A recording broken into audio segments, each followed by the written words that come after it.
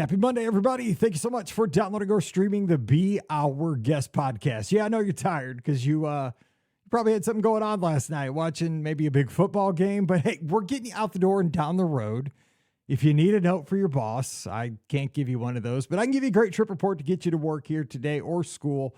We are speaking with listener Alex. He's a fellow podcaster talking about his family trip to Caribbean Beach with, some great thoughts on using Genie Plus to the max and just seeing a lot of attractions and talking about his backstory as a Disney fan, which I think makes a lot of sense for all of us listening to the show here, and just really why the magic is so special to all of us as Disney fans. I think you're going to really enjoy not only the nuts and bolts of today's show with lots of great tips to make your next trip better, but also kind of why we're in the fandom. And there's a special story in here about a cast member that makes the day for this family, and it is really why we go to places like Walt Disney World. Don't forget our show brought to you by the Magic for Less Travel. We're standing by today and every day to help you plan a great Walt Disney World, Disneyland, Disney Cruise Line, or Adventures by Disney vacation for no additional cost to you. Check out all the details right now over at themagicforless.com. Please also use our Amazon affiliate link when you shop online. That supports the show throughout the year. BeOurGuestPodcast.com/Amazon. And thank you so much to our Patreon supporters. You guys are Club BOGP. If you'd like to support us starting at just $5 per month, we'd love to have you. Coming over this week, you'll get a bonus show every week called Mike in the Midwest. We'd love to have you. Patreon.com/BeOurGuestPodcast. Ready to take a trip to the world? You found the Be Our Guest Walt Disney World Trip Planning Podcast. This is where your memories come front and center on our podcast stage.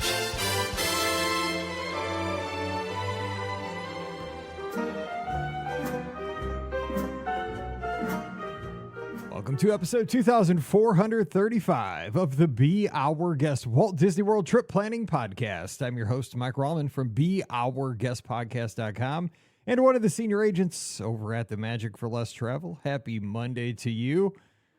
And today, right here in the States, should be a national holiday, right? It's the day after the Super Bowl. And everybody has to go back to work, on time. You can't call in late. Your boss knows. I mean, if you call in late today or call in sick, come on now. Your boss knows that you were at the Super Bowl party. Everybody was. You just got to kind of suck it up and go in. We're going to get you there with a fun Be Our Guest podcast with a trip report. That's what we do on Mondays. Hope your team won. Alex and I can pretend like we know the outcome. We could talk about, that great play in the third quarter that just changed the momentum of the game. Well, we don't know. We're recording this before the game. So just hope you had some great wings. Lemon pepper from Wingstop never disappoint. That's 100% accurate. So I just hope you had a great party and, your team did well. So it's either the 49ers or the Chiefs. I can tell you that much. So today, one thing that never disappoints, trip reports from Walt Disney World. Always fun. So Alex is joining us from down in Louisville, Kentucky. Alex, thanks for coming on the show. Happy Monday. Mike, it's a pleasure to talk to you. As I told you before we started recording, longtime listener of the show. I just wanted to say before we get started, thank you for what you do for the community here and the shows that you guys put out. It's a lot of fun to listen to all the episodes and especially enjoy your Sunday chats with Scott. Those are always entertaining and a lot of fun to listen to. So thanks for having me on. I'm always happy to talk about Disney. Well, I sure appreciate that. And Scott's my brother from another mother. I love the Sunday shows because that's as close to being like like an open line that in St. Louis, we have a rich history of AM talk radio with a radio station called KMOX. It's 1120 on your AM dial. And they have rich sports talk, but they also had like At Your Service, it was called back when I was younger, and just, the open discussion where you could call in and talk to the host and debate topics. And always wanted to be one of those guys, like a radio host where you could, just have talk radio. And that's Sunday nights are kind of like that. Sometimes we get calls and we don't know what's going to happen because, we don't have caller ID. We have caller ID, but I mean, it just is a phone number. I don't know who's coming in. And so they're wild. You never know what you're going to get. It's a little Forrest Gump action on Sunday nights, but I love those shows. I appreciate that very much. And before we hop into the trip report, you are a fellow podcaster, and your podcast revolves around sports, and especially a fan base that is probably it's very equivalent to Disney fans in the level of passion that these folks have for their team or their fandom. So tell us real quick about your podcast and what you do, because I have a brother-in-law who is in this fandom, and I can tell you it affects his clothing choices at times. Yeah. As I told you a little bit about before we started recording, Mike, I've written about Indiana University, the Hoosiers basketball team now for, well, really since 2007, but full time since 2012. I host a weekly podcast since about 2015 or 16. Not as many episodes as you. It's called Podcast on the Brink, but we talk about Indiana basketball and kind of like, we've built a strong community of people that listen to the show. And as I was telling you before, though, it's fun to be able to talk to you about something different than, what I talk to on a weekly basis on that show, and kind of get out of my comfort zone of talking about sports and basketball. So I just reached out to you and let you know that I had a trip, actually several Disney trips this past year. It was kind of hard to pick one to talk about on this particular episode, but just, looking forward to sharing some of my thoughts on that trip. And obviously it's fun to do something a little bit different than what you're used to on a podcast. I mean, I could say at least you could travel this year in March, but that's kind of a low blow. Right? My schedule will be open for barring a major turnaround. Conference championship. Not having a great season. Yeah, I feel your pain, man. Mizzou still has not won a basketball game in the SEC schedule yet, so we're suffering. I love Coach Gates, man, but we have a great recruiting class. But transition year. Yeah, it is. But I saw folks. Somebody tweeted the other day, "Can people enter the transfer portal before they arrive on campus?" I was like, "Please stop, please stop." Anyway, let's talk Disney, because I could talk sports all night. We're not going to do that. Tell us about your background with the Disney fandom, though. Where does that start for you? How does the how do you get involved with the Disney stuff? Well, it's interesting because in 1989, as I told you in the email, I went to Grand Floridian. So that was my first trip to Disney as a kid. I think I was 7 years old. I looked it up on Wikipedia. Grand Floridian opened in 1988. So I'm there in 89. I still have memories of that trip. Not everything that we did. I do remember, riding Space Mountain for the first time as a 7-year-old. It was like a big deal for me to I'm going to go on this ride in the complete dark. I have no idea what's going to happen. And lo and behold, I survived, and it was a great time, but really didn't go back. I think I went one other time as a kid, just for a couple days, not like a big trip. And then, obviously got married, had kids, and 2018, we have a couple of really good friends who are annual pass holders and have been going on trips with their kids for a very long time. And my wife and I decided that, our kids were old enough to the age where we felt like we weren't going to have to do the stroller thing. And that was a big thing for me. I want the kids to be able to walk the whole trip. So we decided to go in 2018. I was thinking, my wife kind of had to talk me into going. One of those things, I was thinking I was going to be a one and done, and I went on that trip 2018, and I'd have to count, but I've probably been 10 to 15 times since then. So that kind of tells you they hooked me back in with that trip. And it's to me, there's a lot of places you can go on vacation, have a lot of a good time, but the memories that you have from going on a Disney trip, I think, are something, all the pictures and things you can always look back on and just look back so fondly on. And I know they're experiences that my kids will always remember. They still love going there. They're a little bit older now, 13 and 11, but they still look forward to the next trip as much as they did the first trip. I remember we surprised them that first trip that we took. My wife wrote them a letter, and we filmed them on the couch reading the letter. It was like telling them that they were going to go. And I remember one of them started crying. They were so happy. And it's just, it's hard to describe, that for people that maybe haven't gone or thinking about going. I mean, it's one of those things I think that everybody should do at least once, because there's something there for everybody, and it's just a lot of fun. So that's I wasn't someone that kind of grew up as a super Disney fan, but I think kind of going back as an adult and kind of seeing it through my kids' eyes and seeing how much fun they had just kind of made me love it and want to keep going back. That's well said. It is one of those things too that we hear that time and time again here on the show that it's, you know, we're going to go down once, you know, it's almost like an obligation as a parent, got to take the kids. It's like a rite of passage for the kids. You know, they got to go down, they got to meet the princesses, they got to, you know, do Space Mountain. You know, you just got to check off a bunch of things because everybody in their class has done it. It's just they see it on TV, they've watched the movies. Okay, we're going to do this, and then we get folks, because if you're listening to the show and then you've, you know, contacted me to come on the podcast, you're in. You know what I'm saying? Like you're way in at this point. You're you know 6 feet. You know you're like up to your shoulders in the fandom, and but for you, can you describe like when that switch happened for you? Because like for me, when I went, what got me, again, I've said this many times, like the logistics of the place. It wasn't even like the magic at all. It wasn't the characters.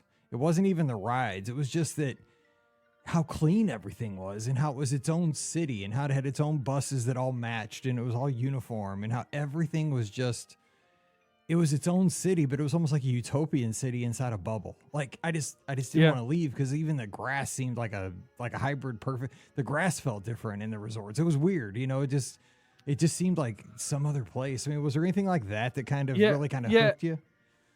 It was a little different. Like the first time we went in 2018, obviously, you know, that was like back in the days of Fast Pass and the Magical Express. I mean, to me, like one of the fun things just about the whole experience leading into it was like planning the fast passes and the dining out, like kind of knowing like what you were going to have each day and kind of looking forward to all those experiences. Not that you still can't do that now. It's a little bit different and you can still have things to look forward to, but just the whole immersiveness, I think, of the experience of like, you know, you go there at that time and you get on the Magical Express, they take you to your resort. And at that time we were staying at the Grand Floridian. It's like, all right, I'm going to get on the monorail. I'm right over to Magic Kingdom in 5 minutes. And you're right. I mean, it's the way the efficiency at the, and the way the parks are run, you kind of just marvel at it as an adult. You know, as a kid, maybe you don't see those things, but the amount of people that they're getting through there and just like all the cast members kind of working in unison and to deliver kind of these experiences for people. I think as an adult, you kind of sit back and you appreciate that. And just, to me, that's part of it. And I think as much as I like going on the trip, looking forward to the next trip after the trip is over, I think is a big part of it. I remember, like I said, that first trip, it was like, all right, I'm going to be one and done. And then leaving, and then a couple weeks later, I'm like, man, I really like that. I want to do it again. And I think that's kind of, you know, the people that continue to go to Disney time and time again. You know, obviously no trip is perfect, and there's going to be things that maybe don't go as planned, and that. But I think for the most part, when you go there, the experience kind of leaves you, you know, just feeling happy. You know, you went and did something with your family and you had a good time. And I think that's kind of what I look forward to each and every time that we go down there. And, you know, we've got a trip coming up this summer that my wife's sister and husband and their 2 little kids are going to go with us for the first time. And I'm like, man, this is going to be so cool to just kind of see how it is for them. I mean, they're 2 little girls, and I know they're going to have a good time. And it's yeah, I mean, to me, a lot of the things you talked about, I mean, the buses, the monorail, and just kind of everything that's kind of there for you. And you do feel like kind of you're not in the day-to-day grind of life. You just kind of, you know, I know sometimes you walk and you're dead tired by the end of the day, and it's not obviously a relaxing vacation, depending on how you want to tour the parks, but you do leave like just kind of, I feel like refreshed and kind of feeling like you got away and did something different. I never feel refreshed, but well, I'm always exhausted, but a good exhausted. No, I know what you're saying. I guess when you look back on it, right? Yeah. I mean, days later, those memories. Yeah. No, I know exactly. I'm just kidding. I'm just because I go hard because I love it so much. But no, you're right. You bring up a great point though, because like it is for a lot of us that are listening to this show, because you know we're all a community that kind of get each other and understand like how we are in the fandom, where you look forward to the trip you're on, and then when you get there, you're all about the trip. You're having a good time. But even before you leave, for the most part, a lot of us are kind of thinking about the next trip, and the next trip's going to have, okay, well, next time instead of Caribbean Beach, maybe we'll try Coronado, maybe we'll go back to Pop Century, maybe we'll try out a Wilderness Lodge. So there's always going to be different variables, and it's going to have us looking forward to the next trip. And then, maybe that trip's a year out for the next time. So then we can look at, okay, instead of going during Food and Wine Festival, next time we're going to check out the Flower and Garden Festival at Epcot. And because of that, it'll be the spring instead of see, there's so many different variables. When people ask us, well, why are you going back? Well, because it'll be a totally different experience, even though you're going to the same place. Right. You will have some of the same attractions, but you can try different restaurants. Everybody knows. But I mean, you kind of really nailed it there. And that's kind of what keeps you going back was, because you're always trying to it's not even improve your vacation each time. It's just, you have a comfort level because the expectations of what the vacation's, going to be like as far as the logistics of the whole thing. But I mean, the hotel's going to be different. You're going to have different experiences at festivals and restaurants and, but then you have your tried and true classics, you can still Spacebound and still crack my back. So I'll still look like I'm 92 getting out of the thing every time. Okay, so let's talk about the trip. I won't get into it. Caribbean Beach. Why'd you pick Caribbean Beach for this trip? Well, we've stayed there multiple times before, and we kind of started out with our first 2 trips for Grand Floridian and Polynesian, so I kind of feel like there's nowhere else to go but down after those 2. And so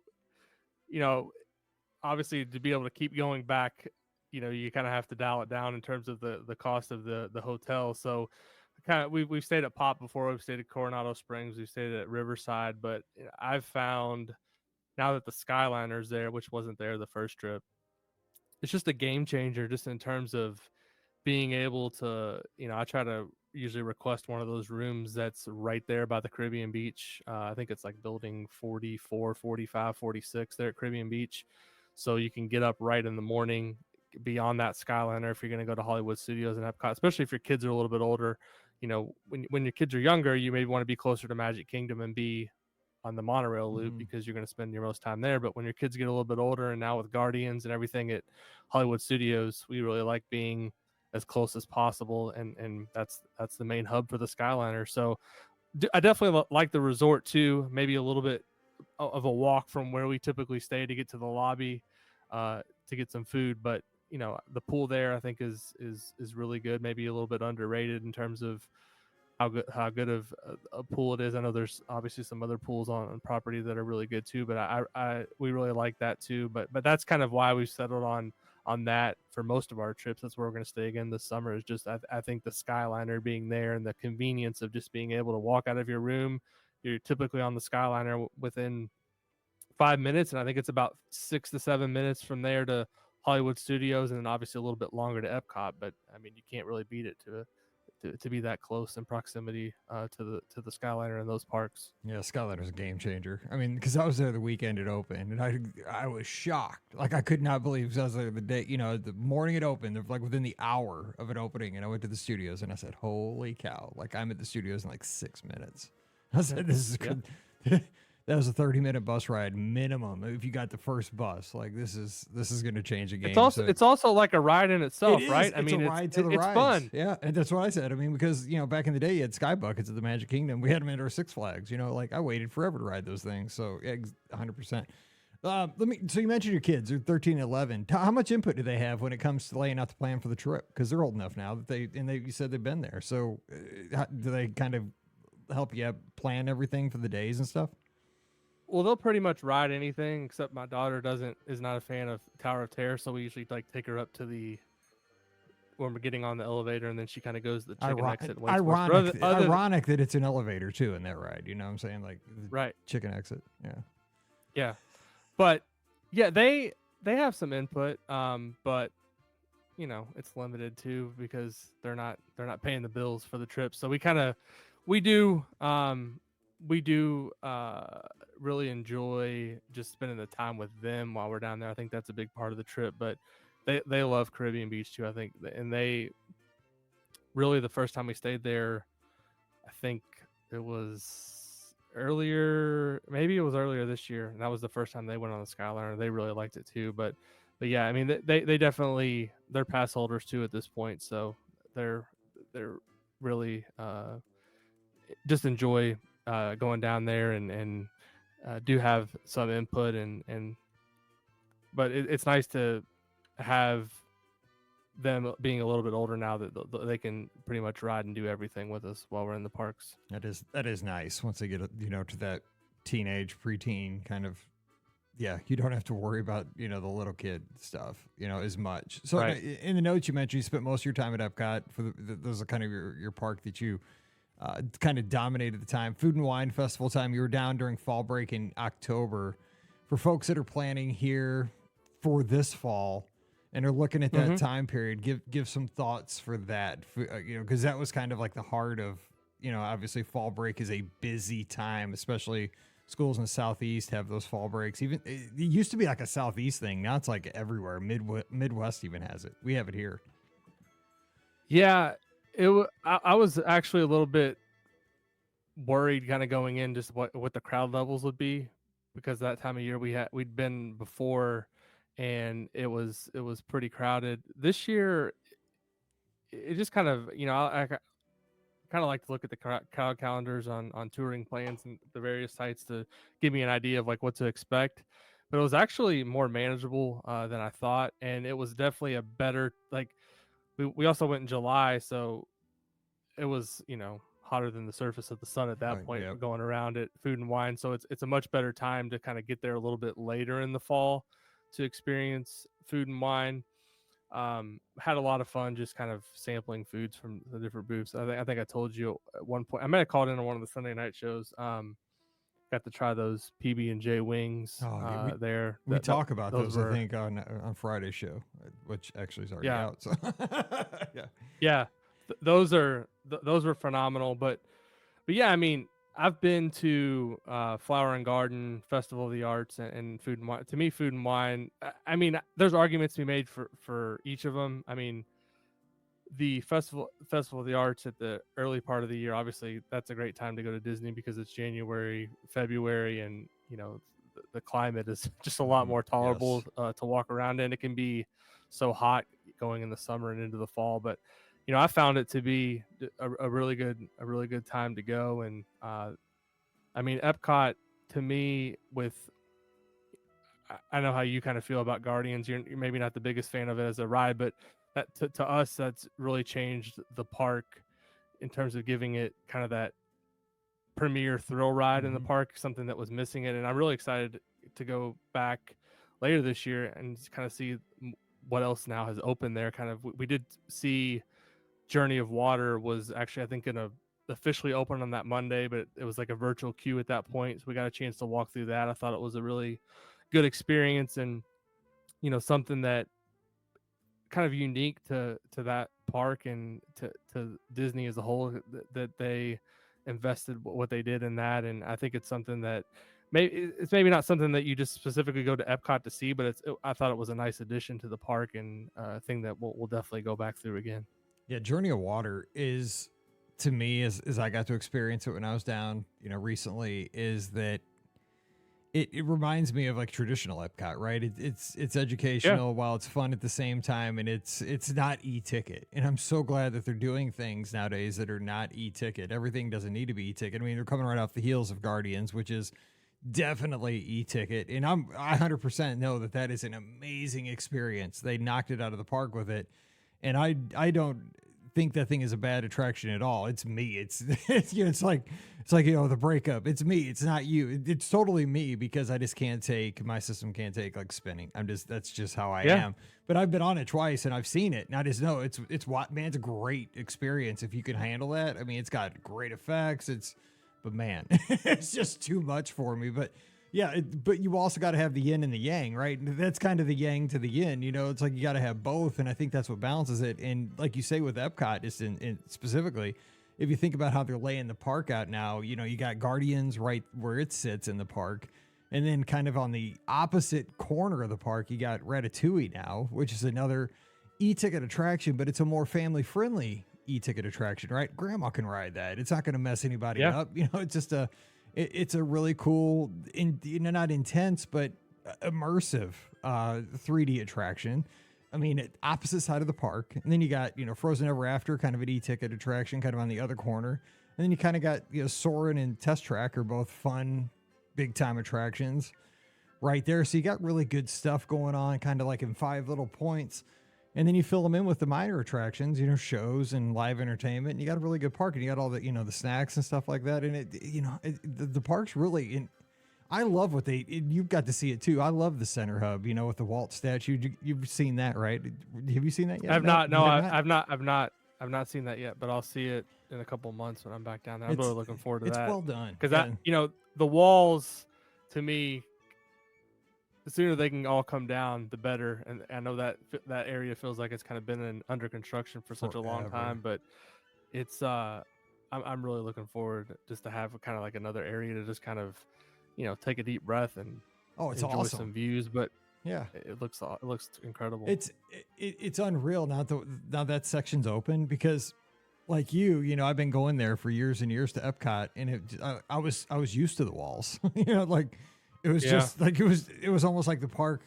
They've been up so long that it was just like, oh, this is how the park is now.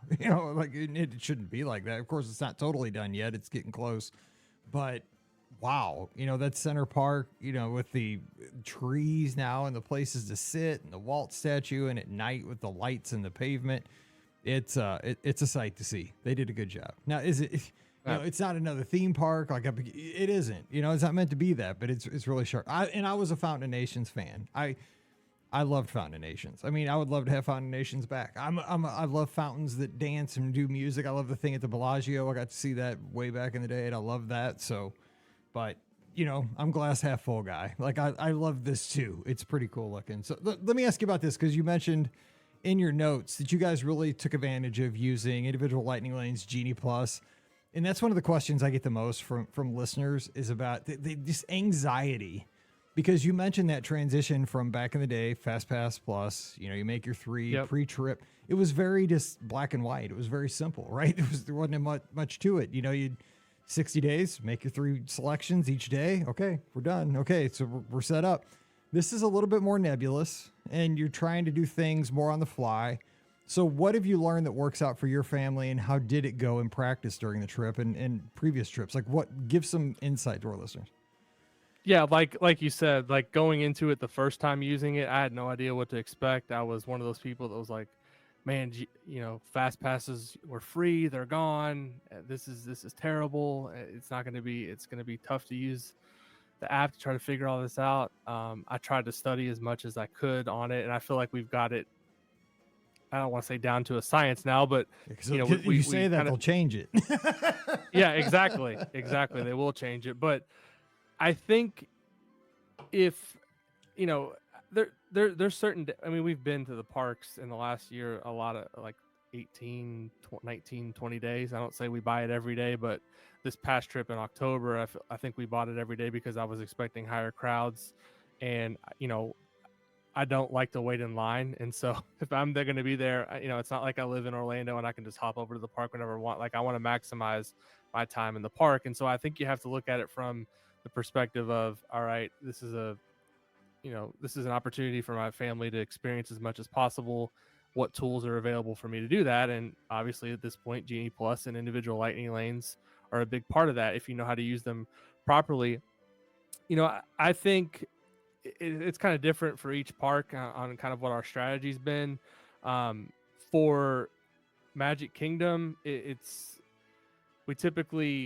we've done Mine Train so many times that I typically don't buy the individual Lightning Lane, although I have a side note on that I'll tell you about from this trip. But for Magic Kingdom, typically we will buy Genie Plus because there's just so many different attractions, and I feel like you can really get your money's worth out of it. There's been days where if you I feel like they have that disclaimer on there where you may get 2 or 3 Lightning Lanes a day.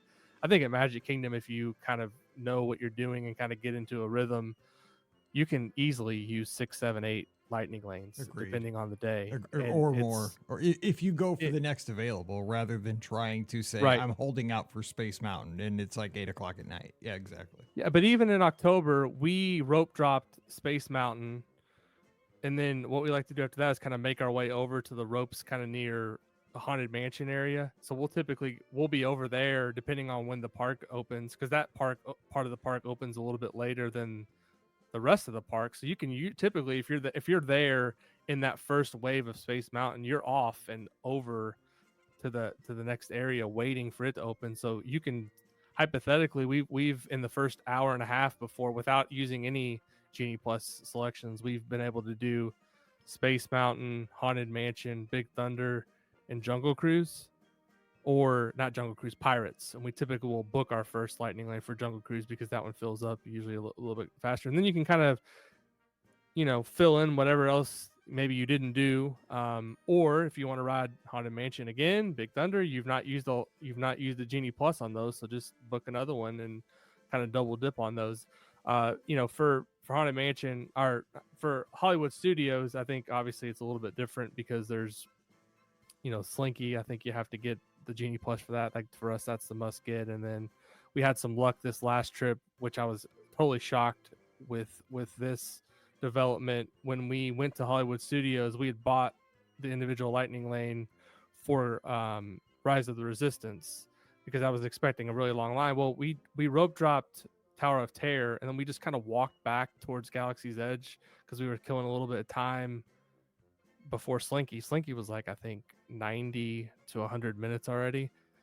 We waited, I think, 25 to 30 minutes on Rise of the Resistance at the very early in the morning.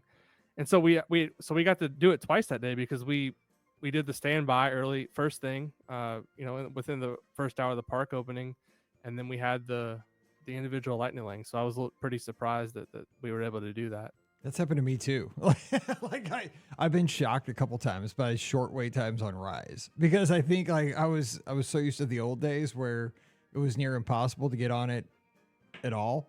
And like 2 or 3 times I've had like a less than 30-minute standby. And I wonder if people just assume that it's going to be such a long line, so they don't go there. That's exactly what I think. I think we're like, it's all of us that have been traumatized by the experience, like back in 2019 or, when it opened, that we're just like, I'm not even going to think about it. And as soon as nobody goes, so everybody assumes, like everybody makes the assumption to not try, so nobody goes. And then a few smart people are like, you know what? Nobody's going to go, so I'm going to.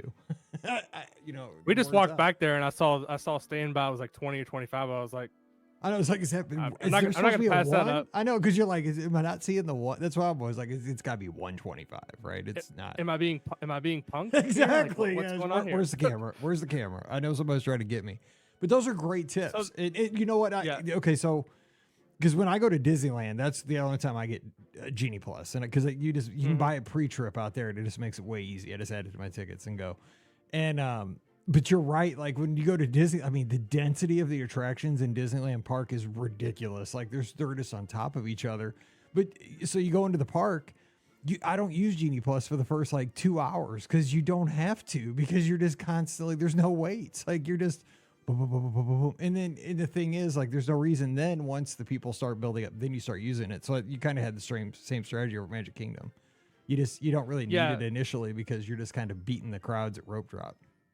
Yeah, the other thing is if you can knock out 4 or 5 in the morning, then you can maybe, if you're going to park hop, maybe you grab something at one of the other parks that you want to do later in the day, and you have that, and then you just kind of stack 2 or 3, 4 at Epcot, and then all of a sudden you've had a great day at Magic Kingdom, ridden kind of what you want to do. Maybe you take a break and go back to the pool, and then you set yourself up for the evening, and all of a sudden you've got 3 or 4 Genie Pluses. And to me, those are the best kind of days. But kind of going back to what I was saying on Mine Train, this is the first time this has ever happened to us. We were sitting kind of, I don't know, I think it's the Star Traders. There's a shop there kind of in Tomorrowland, I think is what it's called, the Star Traders. There's a guest experience tent there.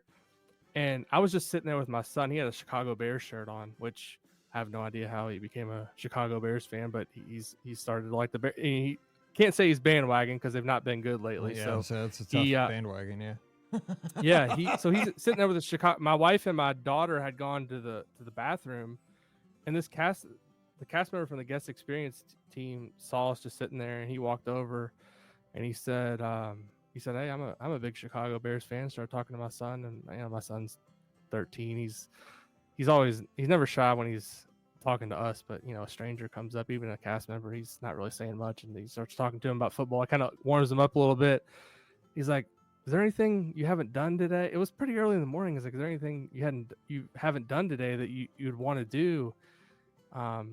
And he was like, "Well, we had Tron. We had already gotten on Tron pretty early that morning because our boarding group was pretty early. We'd already done Space Mountain. We'd done a couple other things." He's like, "We're probably not going to do Mine Train. I'd really like to do that." So the cast member's like, "All right, now, who's with you or whatever." And he goes on the iPad, gives the four of us a lightning lane for Mine Train. And actually a storm was kind of rolling in at that time.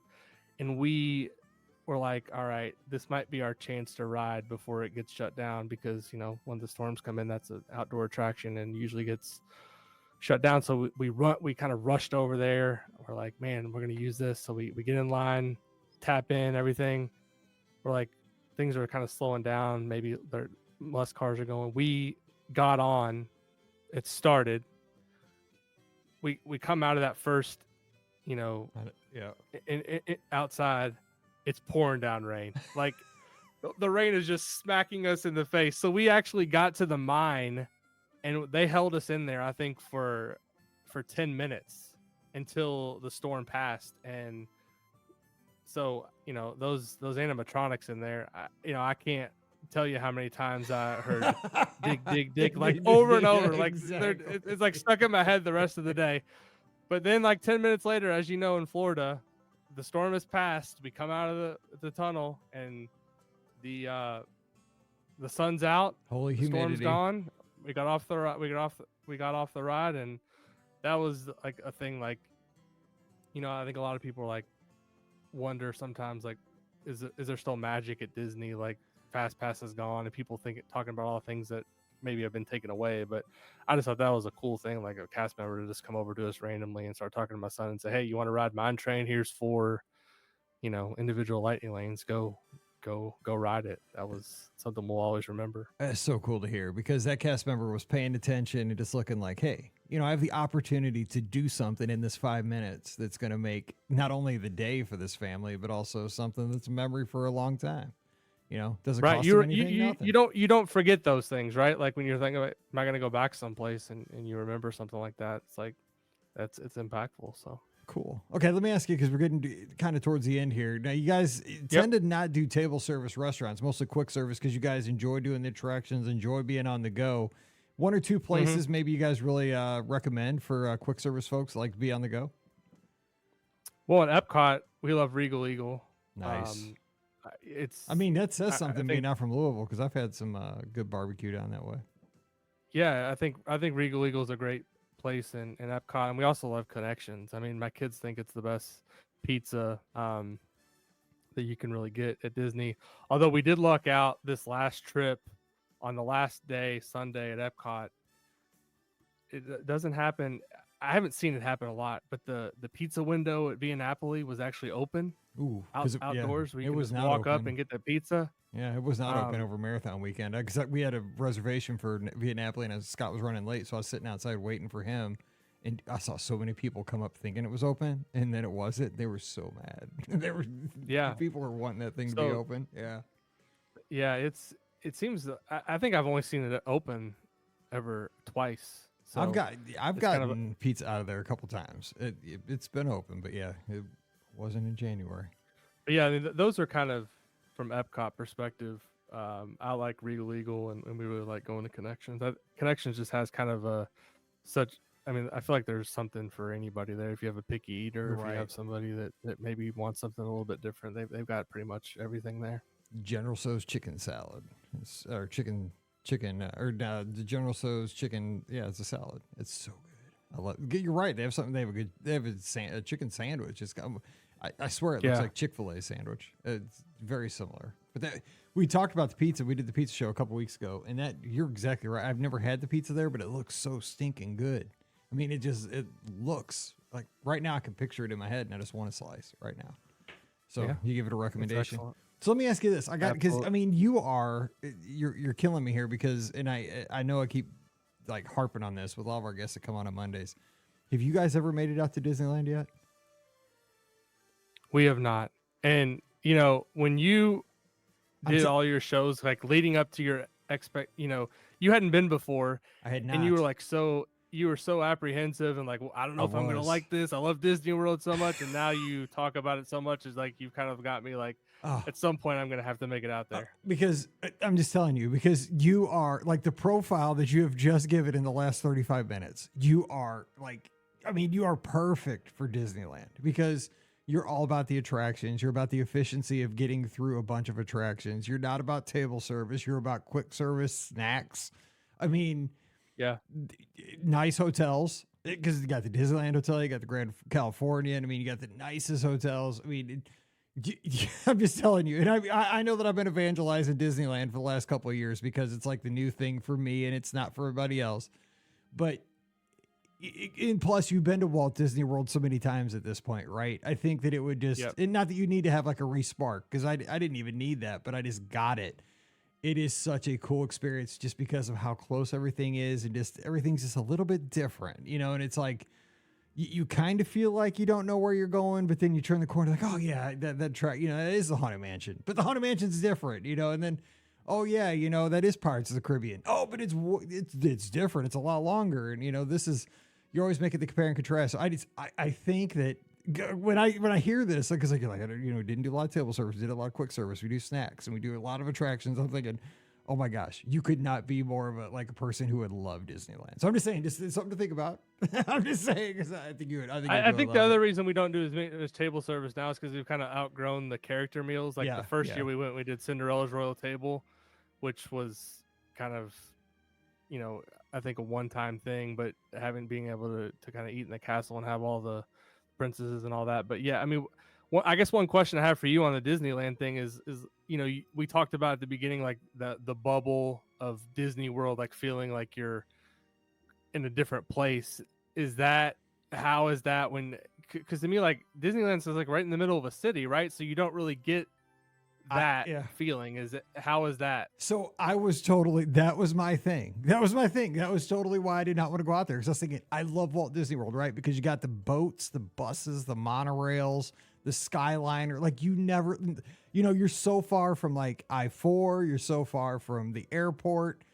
That was one of the reasons I never went and didn't go for like 15 years. And people kept hounding me, Ricky, Pam, everybody, Scott. When I went out there, it's not that, especially when I stay at the Disneyland Hotel, right? Because if you stay at the Disneyland Hotel, you can never leave like the compound. Like it's not, they don't refer to it as the bubble out there for some reason, but like I would just walk. We were in a car, but we just left it in the parking lot because the one day we took off and we went up because I'd never been to Southern California. So we drove up to it, went to a Dodgers game and we went and saw the Hollywood sign and, Mallory wanted to see Rodeo Drive, which I was a fish out of water in that place for sure. But, we did the Southern California thing for one single day and used the car. But other than that, we just stayed at the Disneyland Hotel and we just walked over in the Esplanade's kind of the little area between the two parks.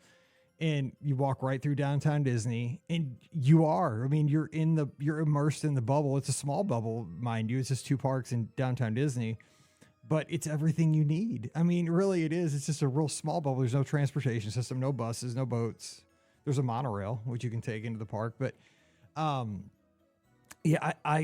loved it. Like I 100% felt like I was in the bubble. Now, if I would have gone, I stayed at a Good Neighbor Hotel for the races last month in January. And even then, even though that was wild, because I did stay on, I think it was Catella or Harbor. I can't remember which street it was on.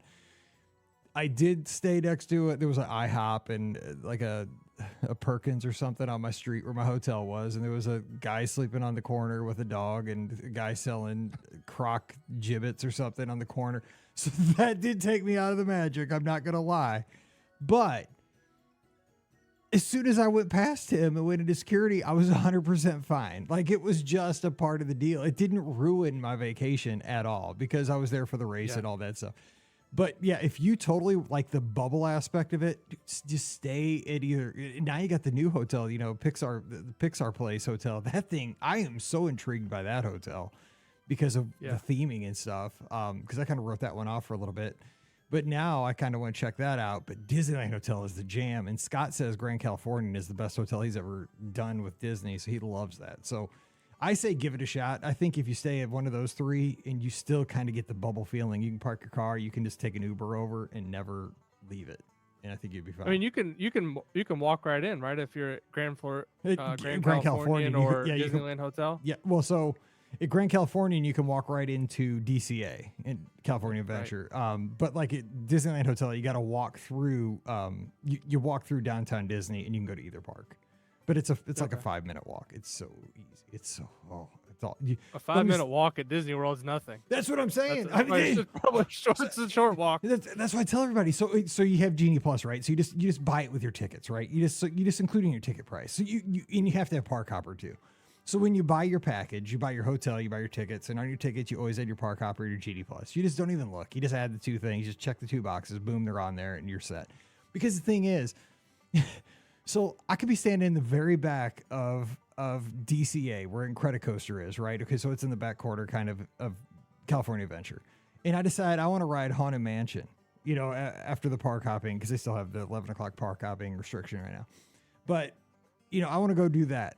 So I can walk from the back of that park over to the Haunted Mansion, which is kind of in the back of Disneyland, and be there in like 7 minutes. I mean, it is ridiculous. Like if you had to say you were going from Animal Kingdom to the Magic Kingdom and you want to do, you're talking an hour. Lucky if the buses hit right. I mean, and it's an ordeal. So it just mentally it's so relaxing because you don't have to think about the logistics. You just go. It's like, okay, let's do, you want to go get a snack, like you're DCA, like I want to get a corn dog over at Stagecoach Cafe. Boom, you just walk over and get it. But it's just something different. It's just, once you've had a lot of the same experiences, sometimes it's just fun to try something different. I just think you would really enjoy just a lot of the profile that you just gave. I think would be something you would enjoy. And I think your kids are at a perfect age too for it too. They'd really get a kick out of it. And you get to do a canoe. They got canoes. I'm sure they wouldn't turn down a trip to any Disney property. California's pretty cool. I mean, right now it's wet, but hopefully they're drying out by now. Let's hope, because they've had a mess. But hey, so much fun. So where can people check you out one more time if they want to get into March Madness right around the corner? Maybe not for our teams. Maybe I don't even think my teams make it. They're definitely not making the NIT either. They're nothing. They're just gonna turn in their uniforms at the end of the year and say, "See you next year, guys." But where can they check out your Hoosiers talk? Yeah, we have the website's called Inside the Hall. The podcast is Podcast on the Brink. So if you're a Big Ten basketball fan, IU basketball follower, that's where you can find us. All right, and appreciate you coming on the show, and good luck, and thanks again. And we'll have to talk, and hopefully we can get down to Walt Disney World again soon here this summer. Have a good trip. We'll be down there for a cruise. Can't wait ourselves, and we'll talk again. Absolutely. Thanks, Mike, for having me. All righty. Don't forget our show brought to you by the Magic for Less Travel. Check them out, please, this week for all of your Disney trip planning needs. We're standing by right now over at themagicforless.com. We'll help you plan a great Walt Disney World, Disneyland, Disney Cruise Line, or Adventures by Disney vacation for no additional cost to you. So check out all the details right now over at themagicforless.com. Please also use our Amazon affiliate link when you shop online. That really helps support everything we do here on the show throughout the year. It's beourguestpodcast.com/Amazon. And thank you very much to our Patreon supporters. You guys are basically Club BOGP and keep us on the air. We appreciate your support so much. You can support us starting at just $5 per month. That means a lot to us. And you'll get a bonus show every single week called Mike in the Midwest. So come on over, patreon.com/BeOurGuestPodcast. Check me out on social media this week at BeOurGuestMike, Instagram, Twitter/X, and Threads. And yes, we will have a live call-in show this Sunday night, 7 o'clock Eastern, 6 o'clock Central, in all the places. Twitter, Facebook, YouTube, Instagram, if I get it hooked up correctly, and Twitch. Give us a call. We'll talk Disney with you. All right, we're going to jump out of here and let you get on with your week. I know you're dragging, but we're going to make it through this Monday. I promise you, it's all right. We'll make it. We always do every year. So until we talk on Wednesday with more of your listener questions, for Alex down in Louisville, Kentucky, I'm Mike here in Missouri. You guys stay safe, stay healthy, and we'll see you real soon. You've been listening to the Be Our Guest Walt Disney World Trip Planning Podcast. If you have questions, comments, or would like to be a guest on the show, please visit our website at beourguestpodcast.com. Thanks for listening, and we'll see you real soon.